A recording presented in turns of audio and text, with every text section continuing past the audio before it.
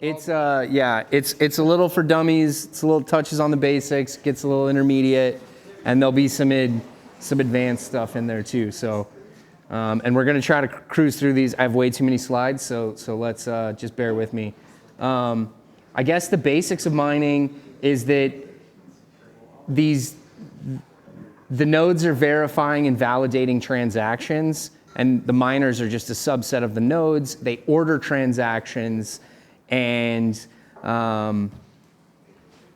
they generate new blocks, and then other nodes and miners verify, validate those blocks, and they keep building on each other, including blocks full of transactions.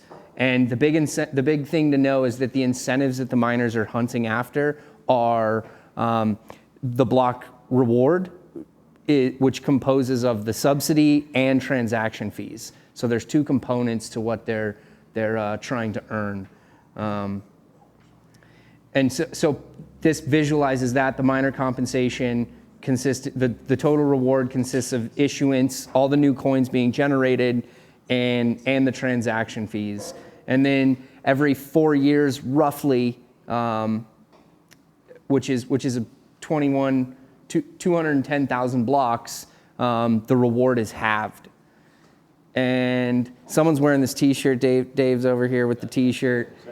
This is the big equation, the summation equation showing that mathematically. And so there's 32 halvings that are scheduled to occur, and I think we're almost to our fourth. Yeah, we're almost to our fourth halving. So we're at the 6.25 Bitcoin per block is being earned by miners. And then here, I think it's like mid-April of 24. So here in a handful of months, it's going to cut down to 3 and some change Bitcoin, 3.125, all the way down. And this is not all the halvings, but this is when the block reward gets into the millibit range, and it's at that point, it'll be pretty small. This visualizes the Bitcoin issuance quantity, or the schedule, and it's coming through. It's asymptotically approaching 21 million, and so I think it's a logarithmic curve is the term. And so what's happening is, well, now we're in 2023, so we're just a little above that. But what the vast majority of Bitcoin has already been mined. I think we're above 19 million currently. So there's only really 2 million Bitcoin left to be earned by the process of mining. And so the difficulty adjustment algorithm its main purpose is to ensure that the block interval is right around 10 minutes on average, plus or minus. Sometimes blocks are found quicker and sometimes slower, but it all just depends on the network hash rate. And so it's really trying to stabilize the issuance over time. So even if a lot more miners and a lot more hash rate were to come on the network, we're essentially keeping that time interval between blocks about the same duration. And so this difficulty is constantly adjusting and self-regulating every 2016 blocks, and which is about 2 weeks with that 10-minute block time. And so it's this feedback loop that's self-regulating and ensuring that the block production is at 10 minutes. This is a cool chart. I like it because it shows that as the difficulty, which is the white curve, increases, the hash rate increases first, and then the difficulty kind of marches along with it. This visual I tried to put them on a scale where it shows that, but and interestingly enough, with the advancement of the different mining machines, the vast majority of the difficulty on this linear curve has occurred since 2017, 2018 timeframe.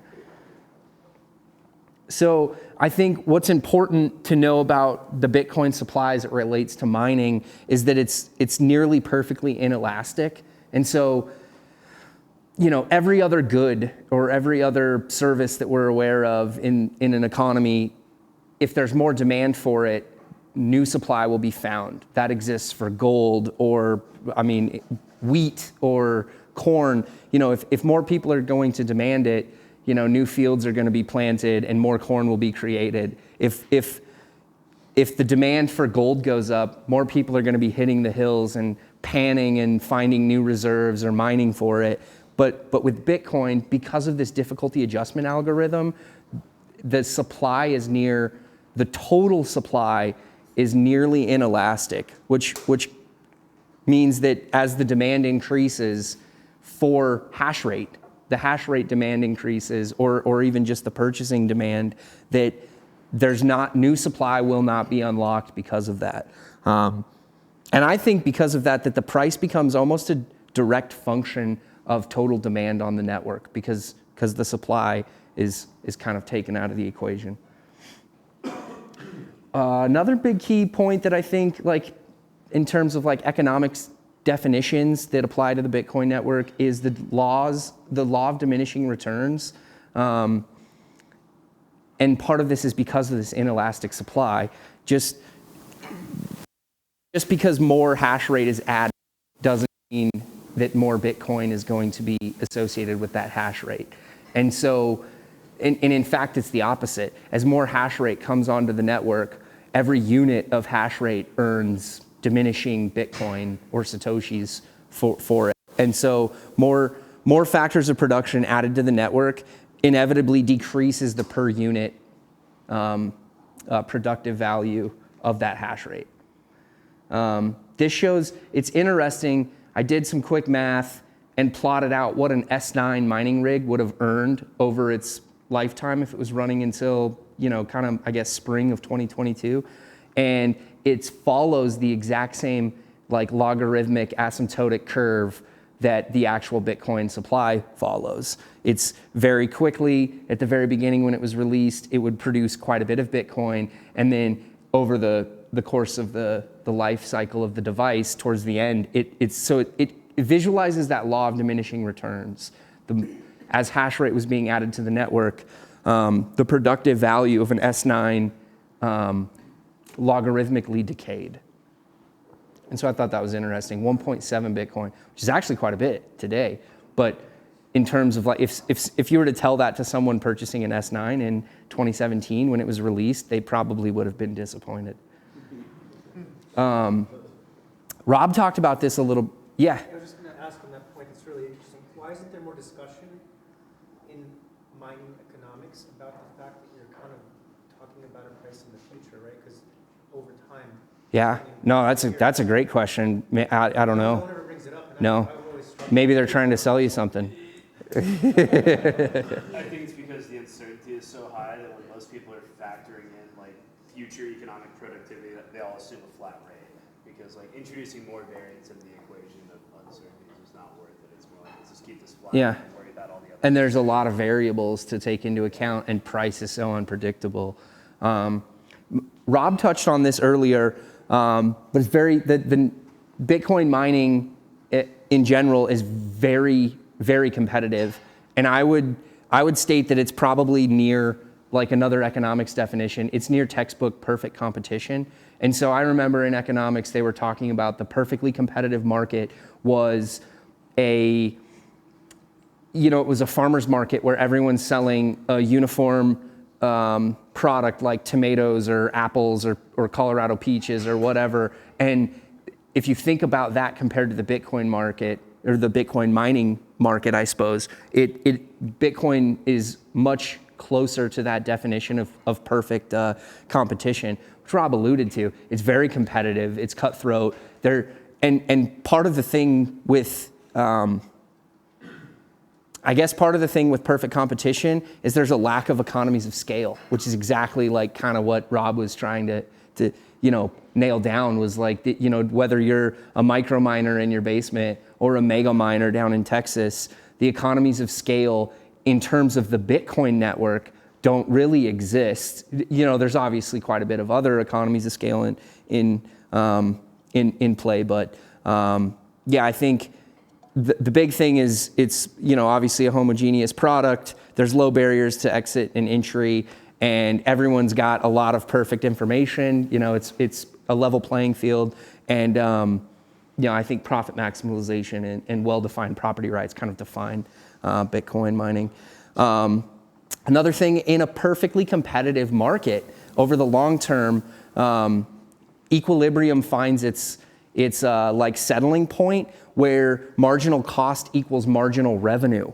And so whatever the possible revenue of all these Bitcoin miners are, the entire network, the players involved are always going to put out a cost to try to equalize with that. And so this is similar to what Rob was talking about, is only in the short run can a firm in a perfectly competitive market make an economic profit.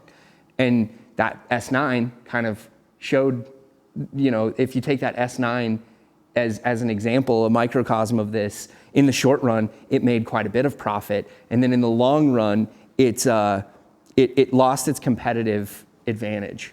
And I think that's a big one. Marginal cost equals marginal revenue. This gets a little deeper in the weeds, maybe not Bitcoin basics, but there's been a lot of talk lately about possible tail issuance and long-term issues with the security spend, or all kinds of buzzwords. And so the claim is that Bitcoin is insecure in the long run because mining doesn't incentivize network security as well as maybe some of these people would hope. And so their main points are that diminishing coin issuance will diminish system security, that the block reward reduction will not incentivize hash rate after a certain amount of halvings, and that transaction fees will not sustain the network. And that like things like the Lightning Network in the long run reduce network security. I disagree with those points, but a lot of their proposed solutions are, you know, infinite issuance or some sort of tail emissions, break the supply cap, reintroduce lost coins like seize Satoshis and reissue it to the network. There's all these side chains, drive chains. There's all these like theories on how to solve something that's not broken. And we'll get into, like, I think over the next couple slides, maybe trying to disprove some of that. So talking about Bitcoin mining history, these two charts, I think, perfectly encapsulate the evolution.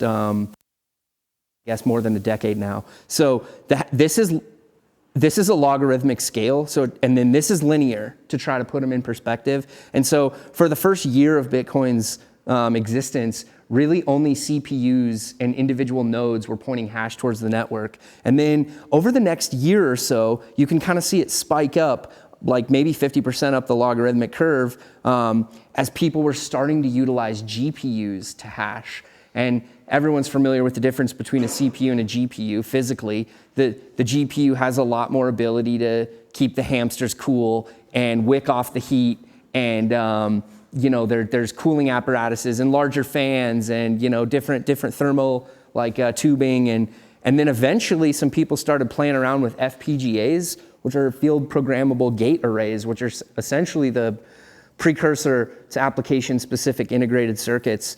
And then you kind of see the first ASIC was released in like the 2013 timeframe, but the S9, which we looked at, was kind of like the workhorse for a number of years. That really hit in like 2017. So there was this, you see like the bulk, at least linearly, the bulk of the Bitcoin network's growth on this chart occurred after the S9. But on the logarithmic scale, you know, a lot of it happened with GPUs, and then of course ASICs kind of picked up the slack after that. And so the ASIC is just a chip that's designed, these miners have it on deck like the S9. It's designed specifically to hash SHA-256 algorithms, whereas like the GPU is really good at graphics. You know, it's really good at, you know, kind of more advanced. Yeah, exactly. And so, whereas like a CPU is multi-purpose, it'll run an Excel spreadsheet and send an email. Well, you can't do either of those things with an ASIC because it's very, you know, it's application specific. And this shows the relative efficiencies. I might not have enough time to go through it all, but essentially with a CPU, which is actually what's mining right here. It turned off. With a CPU, it would do like 1 million to maybe 10,000 joules per terahash. And then subsequently today, the top of the line is like 21 joules per terahash. So a CPU is, hundreds of thousands of times less efficient than modern ASICs. If this will fire back up, maybe it won't. The nerd miner is what I've got here. It's actually, it's solo hashing. Is it? Cool. We can pass it around if you want. It's just a little CPU miner, and it's hitting my phone's hotspot. And it's doing 20,000 hashes per second, which kilohashes. So it's doing 20 to 22 kh per second, which is like the threshold for a nerd miner. That S9 over there will do like, let's say 10 round numbers, 10 terahashes per second. So 10x of the start. And then the network itself right now is in the exahash range. So that little nerd miner hashing on the network is, a complete rounding error to the total. It'll never find a block, but it is cool because you can hold. Hey, never say never. Never say never. Woo! Yeah, we're solo. It is solo mining. If it finds a block, I'll donate it to. Zach left. No, I'm just kidding. Yeah. Oh, it's recorded. Okay, I'll donate. So I think the big takeaway with that last chart and the evolution of the hardware efficiencies is that every year Bitcoin's doing more with less energy. And Saylor's got a really good quote. It's getting exponentially more efficient. The efficiency of the network's improving with Moore's law, which is correct, and the halving protocol, so that it makes Bitcoin more and more efficient every year, even though we're doing quite a bit more work on the network, which I think is pretty impressive. More useful work using less energy. And this shows that like CPU, GPU, FPGA, and then ASIC, it kind of shows that evolution. The minimum energy per terahash each year of like state-of-the-art hardware, and it's essentially fallen off a cliff, almost logarithmically, inverse logarithmically, I guess. And so today, state-of-the-art miner is around 20 joules per terahash, which is incredible to even think about. Because of that, Bitcoin is now around 500,000 times more powerful than, and this is actually a little outdated. We've got another 6 to 8 months of data on here that is not plotted. So we're even higher because I think we're above 400 exahashes per second. We're right around that. Wow, we're right around that level. So what I did was I converted a teraflop per second to a terahash per second, and there's like a pretty good like scaler that converts the two. And then what I did, they actually chart. There's a site that does the top 500 supercomputers and then like puts their teraflops. I just summarized their teraflops per second total of the top 500 and plotted it. And over time, of course, the top 500 supercomputers are getting more capable. And the last time 500 of the world's top supercomputers could have attacked the Bitcoin network was between 2011 and like mid 2013, which is right when those first ASICs hit the market. And at that point, they're just much more efficient, much more capable, and much more powerful at hashing SHA-256. I think another key metric is that Bitcoin's network efficiency in terms of dollars per kilowatt hour used, and this is normalized for the year. So this is dollars transferred versus kilowatt hour consumed on the network, normalized by year. And so a couple years, there was quite a bit of value. Even though Bitcoin wasn't worth that much, there was still quite a bit of value being transferred for the amount of energy that was being used. And a kilowatt hour in Colorado right now, I think on average, it's about 12 cents. And so anything above 12 cents is an efficient use of energy. And right now, for 2022, the number was around $300. So $300 is being $300 worth of Bitcoin is being transacted per 12 cents of energy usage. So it's actually very efficient in terms of value. Getting back to the fees discussion about whether Bitcoin will be secure long term. The yellow line is the total issuance in US dollars per day, and then the green line is the total fees that the network is paying per day. And so a couple intervals here during the hash block wars or whatever, the actual fees were approaching the issuance. And maybe they might have even done that. This is a little outdated chart. They might have did that recently with the ordinals. Yeah, they probably got real close. It exceeded it. Did it? Yeah. So that kind of it's in itself, I think disproves a little bit of the, and I think every cycle, as these like as the issuance keeps getting halved, the dollars that are being issued to miners are actually increasing, in part because price is going up faster than the halving. But maybe eventually that ceases to exist. But I think what will absolutely eventually happen on a regular basis is that fees will eclipse issuance on a daily basis as measured in dollars. And obviously that would be as measured in Satoshis too, because it would be a ratio. Oh, and this is actually it in Bitcoin.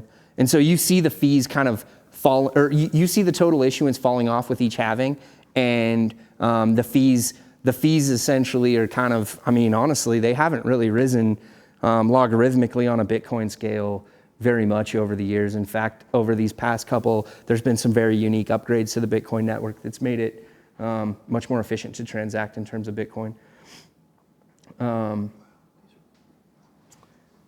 Oh, okay. This is the white bar is the one that's different here, and because this is still the issuance and fees, and then the white bar is the percentage of the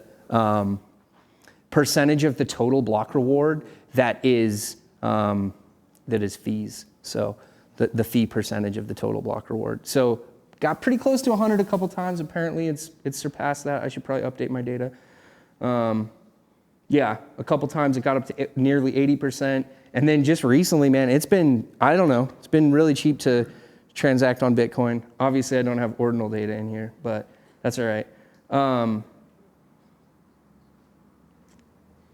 So talking about security spend, this is shows the US dollars that miners are being compensated by year versus the amount that's being transacted on the network as measured in dollars, and then the percentage that the network is spending essentially for those transactions. And so it started up pretty high, and now we're down below 1% on an average yearly basis. The network's paying less than 1% fees for the amount being transacted in. This is funny because it's a chart I stole from Dan Held, but Dan Held actually stole it from this guy. So it kind of shows that like over time, as the reward diminishes, the fees might very well, I don't know, 2030, 2035, fees should be above the reward. So within the next decade, this debate's going to be over, but 10 years is maybe a long time to wait for proving some of these drive chainers wrong. This shows Bitcoin spend versus shitcoin spend in dollars. And interestingly enough, this actually really surprised me. ETH in 2021 and 2 spent more on a yearly basis as measured in dollars to their miners in fees and total issuance. So I thought that was kind of interesting. They're spending more for less. This shows the hash rate of all these different shitcoins compared to Bitcoin. And so, of course, Bitcoin's a handful of orders of magnitude higher than even the closest competitor, which at the time was ETH, but now they don't spend any hash rate on their network. So they're, I guess, invalid. They're down at 0 now. Yeah, that's not as interesting. This one shows Bitcoin's transaction processing fees compared to major credit card networks in the United States, which I thought was pretty interesting. Bitcoin's like half as cheap. Is it on chain? Is on Lightning too? That's just on chain. So yeah, Lightning would be even better. And And the trick is, though, is none of us pay these fees. These are all the merchant fees for accepting credit cards.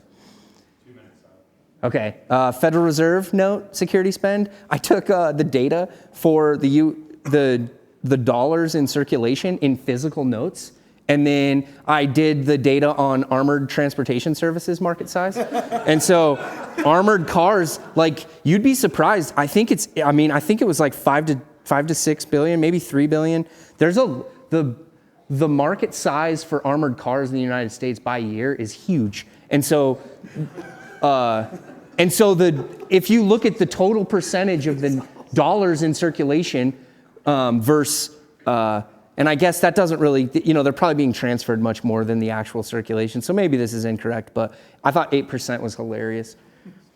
I like that. Yeah, and then total US GDP versus military spending, and as a percentage of our GDP, and that's kind of, since like the wars in the Middle East, it's kind of fallen off a little bit, and then it spiked in 2020 because GDP fell down, but about 3 to 5% is what the US military spends to secure our GDP. And so then I plotted the two. Percentage between both, and Bitcoin's been more efficient in terms of dollars spent to secure the network than like the U.S. government to secure the dollar. And I think this is the most important chart, and we'll Bitcoin itself, and it's the percentage of the network hash that has previously been online that is now offline. And so you can see the percent idle, I guess, is the measurement. And so you can see the red is the peak, the maximum, and every once in a while it has like a flat line because some of the network switches off. And the most, I guess, insecure the network ever was in that first year before GPUs and shit came online. So I think this is the most interesting chart out of them all. So Bitcoin against itself, it's really the only way you can measure it. Is that China band? Yes, that's the China band, 42%. Good eye. Yep. So I think this is the coolest chart of them all. Yeah, we'll post the slide deck. I think I've done a thread on it a couple times, but yeah, I'll post the slide deck. We'll end here. So how much is enough? And so one argument by the drive chainers and everything is that a forced higher security spend is ideal, market coercion. But what that would create is a non-zero tail subsidy so that it essentially guarantees that the network will be overpaying for the work that's being contributed to it over a long term. An unclear issuance model, because once you change the goalposts, they're constantly going to be shifting. And then what it does is it's a forced debasement that I don't think can actually guarantee higher security. So I think the more efficient security spend is what we've got, the current system, the current model, which has zero tail subsidy. It ensures that the network never overpays. And currently, I would argue we are overpaying for security spend, in part because our block subsidy is 6.5 Bitcoin or whatever, 6.25. And so that ensures a clear and simple issuance model. It means that the hash rate will always find that marginal cost equals marginal revenue equilibrium. And then it provides a scarcity of block space that allows a fee market to mature and a constantly full meme pool. So that's all I got. Cheers.